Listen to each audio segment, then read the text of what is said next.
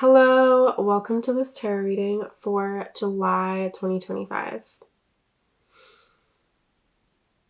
July feels interesting. It feels kind of fiery, kind of juicy,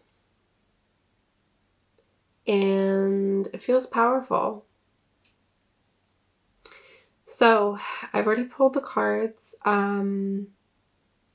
and I'll probably pull like one or two more at the end, but I'm going to dive into it right now.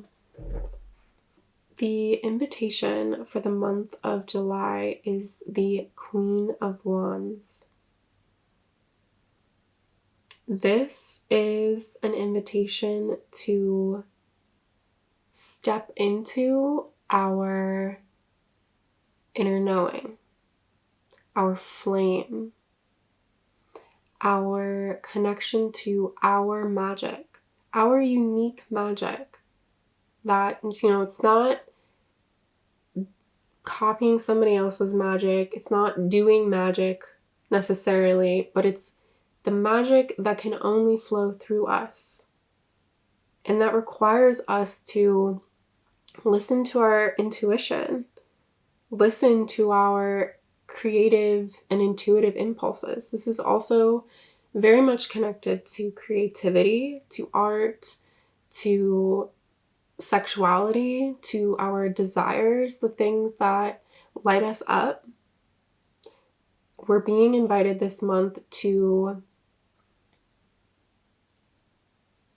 deepen our embodied connection to that inner flame that is the foundation of all of those things.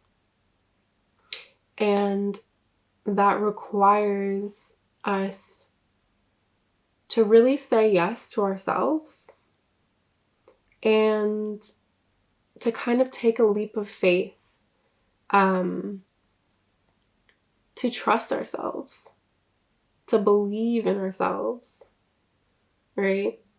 To believe and trust ourselves enough to follow that flame and to let it guide us so that we can bring it out into the world.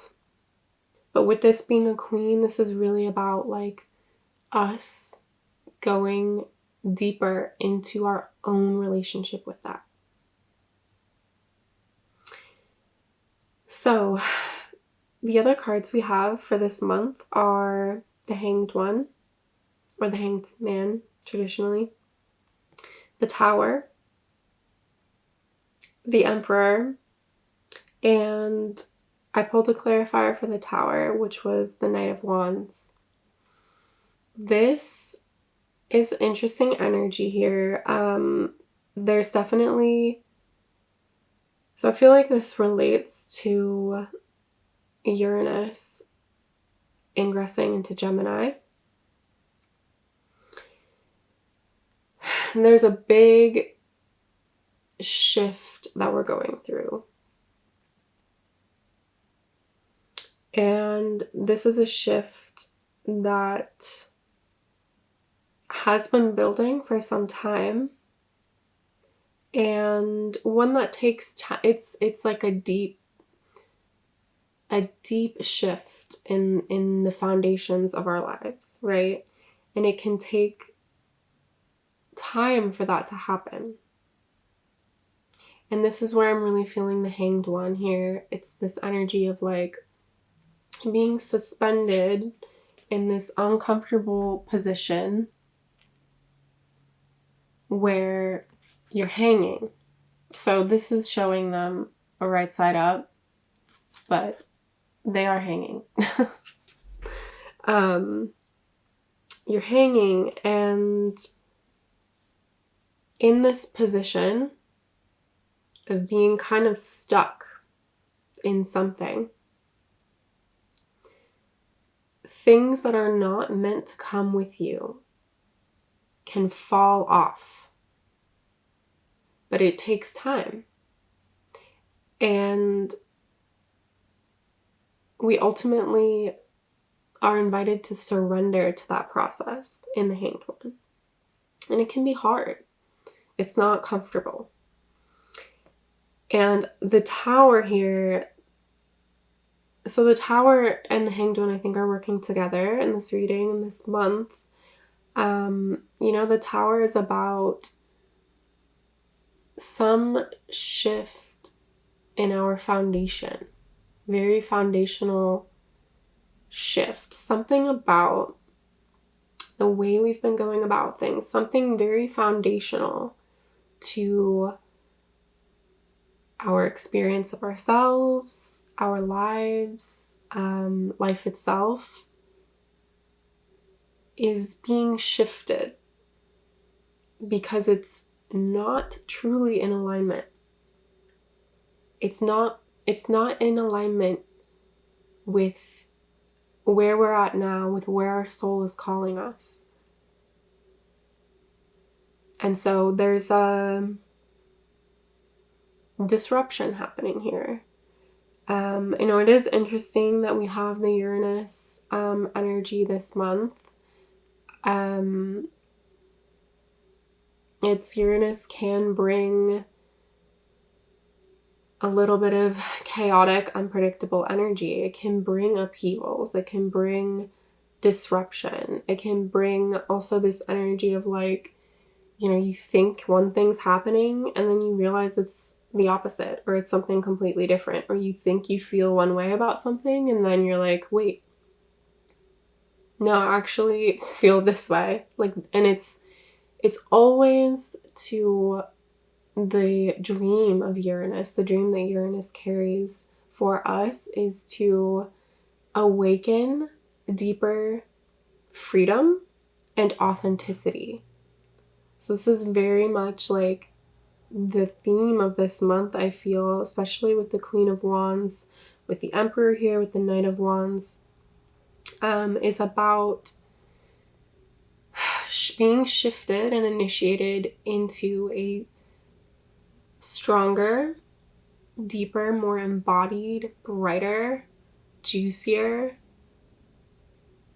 relationship with our soul's truth and with our flame and how it wants to uniquely glow in and through us. And the Hanged One and the Tower are here to help us in that process. And I want to say too that with the Tower, I've had experiences with the Tower that have worked on me, through me, over a period of months. It's not always, I know there's this association. It's not always like this, it's being ripped, something's being ripped from under you, or something that's extremely traumatic and dramatic. That's not my experience at all. It can be very subtle, and it often, there's so many factors at play in things like that, and I don't pretend to understand them all, but our level of consciousness, our level of awareness, I guess that conscious drive to bow, to surrender to what really is in most alignment and have that be the transformative drive can often help in this process. It can help make the shifts and the transformation easier. But this isn't about controlling life. But I also want to note that with the Gemini, the Uranus moving into Gemini, this can be related to shifts in perspective, right? A new way of thinking about things. So I don't want there to be too much. I don't want there to be scary energy here around these cards. But they certainly are talking about change, a very important change that is bringing us closer to what is truly meant for us and aligned with the core of our being. I also want to showcase the artwork on this card. So these are designed by the husband of the person that I learned tarot from. So they really illustrate her unique teachings, their teachings. But in this card, you can see the tower is being struck by lightning. Again, we have Uranus is very kind of electric energy, but the tower is being struck by lightning. It's starting to crumble, and there's this person in the center that's falling down. And as this process is happening, there's this glow emitting from them, and they're curled kind of into a fetal position. They're sort of coming into themselves and glowing. There's this awakening that's happening, that's part of this process. And it's like this sacred purification and knowing too that I do believe is part of the process, although sometimes we're not always super in touch with it. And it's this knowing that like this is happening for my highest and best. This is shifting me into deeper alignment. There is a part of us that is connected to that trajectory in this card, in the tower, always. So something to remember, and something I personally like to tune into for like centering and support when I feel like I'm in a process like that. So the next card we have is the Emperor. I love this. I love the Emperor here with the Queen of Wands, with the Knight of Wands. Oh yeah, well, I guess I should talk about the Knight of Wands, which is the card I pulled as a clarifier for the Tower, just because I feel like the Tower merits like a support card. So the Knight of Wands is about movement and action. And it's specifically like, how authentic is your movement? Is the way you move through the world, the way you show up? How are you letting that flame guide you as you move through the world? I like to think about like the knights sometimes as like almost relating to dance and like different aspects of the dance process. And I feel like the Knight of Wands is like, are you like dancing from your soul? You know, like are you allowing that movement to come truly like from within? And so, I mean, that's really beautiful, right? Like that this Tower process is really here to bring us into a more aligned relationship with how we move in the world, and to really empower us in that. And that's the Emperor here is my favorite. Like I love Lindsay's example of this card as like the archetype being like a mountain. And it helps to kind of strip away a lot of the egoic, not just ego, like human kind of projections that sometimes are associated with this card. Because the invitation of it is like, you wouldn't look at a mountain and say that it shouldn't be there, or hopefully that it's taking up too much space, or like a redwood, something that's it's taking up space, but that's not a bad thing. It's part of its medicine, it's part of its beauty. It invites us into awe. It grounds us. It serves as this beautiful, empowering archetype. And that's the medicine of this card, is like, can you permission yourself to exist and to take up space in the ways, like Knight of Wands and the Queen of Wands, like in the ways that are unique to you. You have a right to be here, and you have a right and a calling and an invitation, and from some perspectives, maybe a responsibility to step into your authentic mountainhood. It's big energy. And these invitations that can definitely be confronting. When we're in them and they're flowing, it's like they're just, it's happening, you know? A lot of times when I pull these cards, I'm not in them. I'm being invited into them. And it can be scary. It can be challenging, you know? But I feel like these cards are very connected to this Uranus energy, and there is this like through line connecting everything that is about authenticity and about freedom, right? We can trust that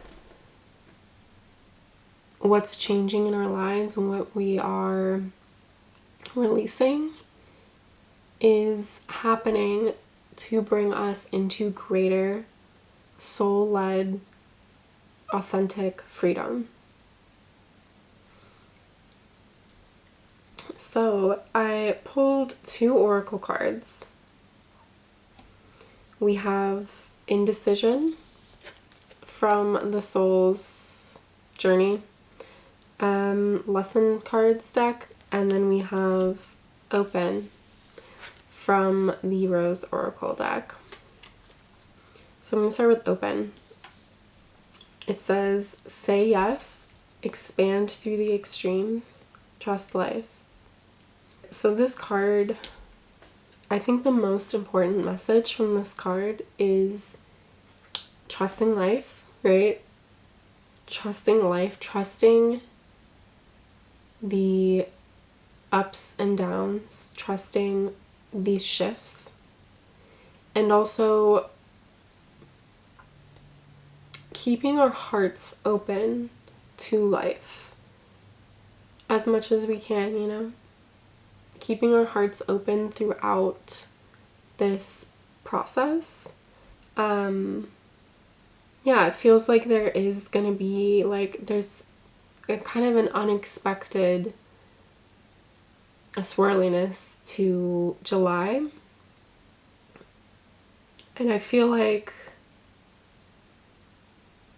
this is about keeping our hearts open to, like, not only this process, but also to where we're going and where we're headed in maybe like a little bit of a longer term way, you know, like if certain things are crumbling in a way that we don't like, doing our best to trust and keep our hearts open to there being something good to take its place, right? Yeah, I'm gonna read.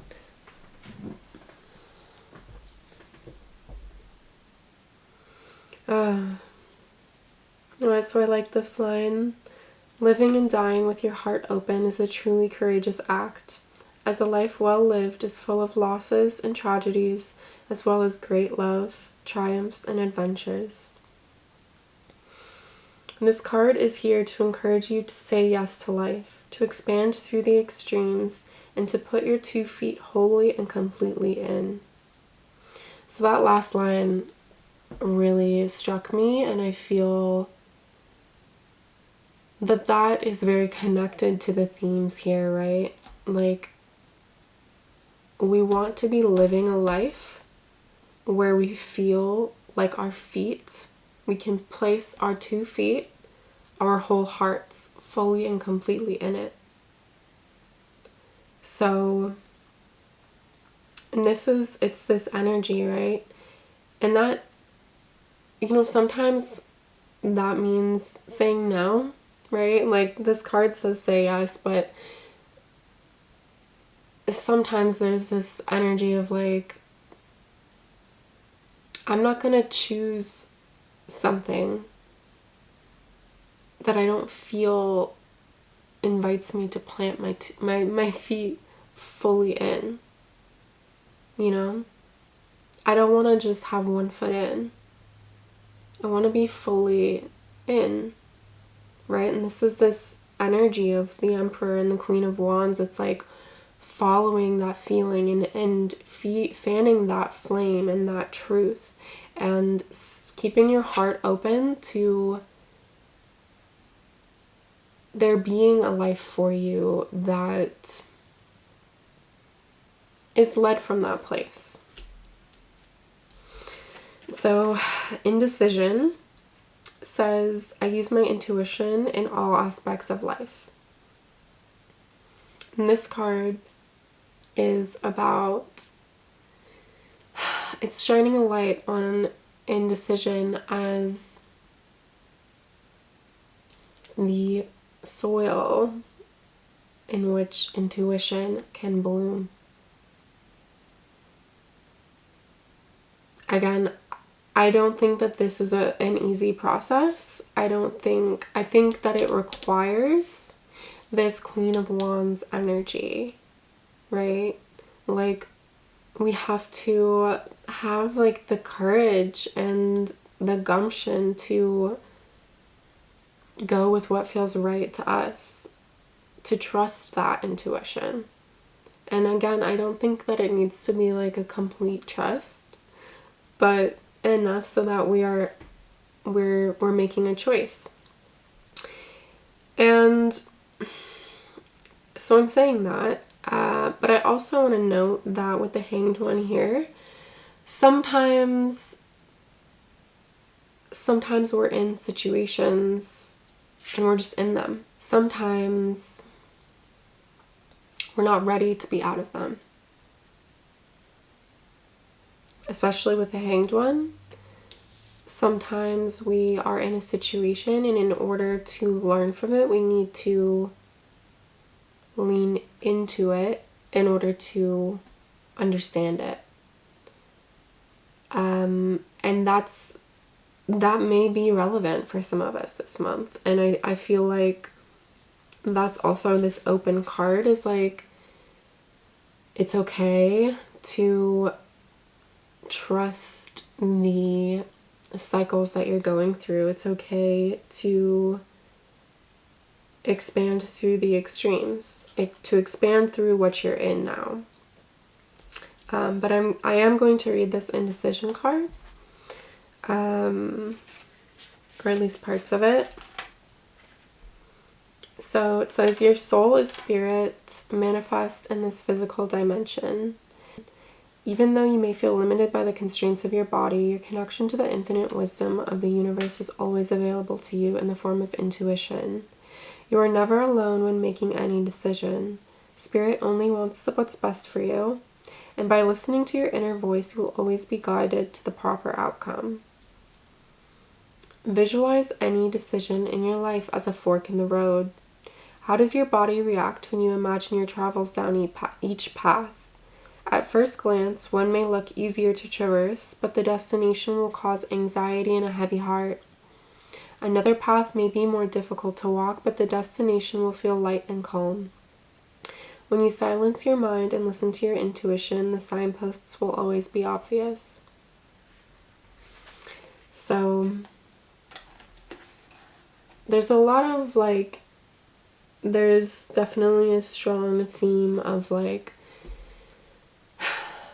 really owning our flame, our preferences, our desires, what feels like 2 feet in the ground, to like that deepest flame of desire, the deepest one that we are in connection with, right? And that it's this like fiery wands energy, this this flicker or this flame that lives within us that we have to choose to trust. Yeah, very interesting. I'm gonna pull an angel card for us.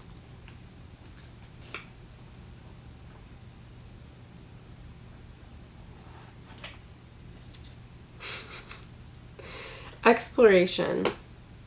So I'm glad this came up. There's a little bit of a tension in this reading for me personally that I'm noticing between the Hanged One and the Tower, between say yes, expand to the extremes, trust life, and then this making a decision card, which obviously saying yes is a decision, but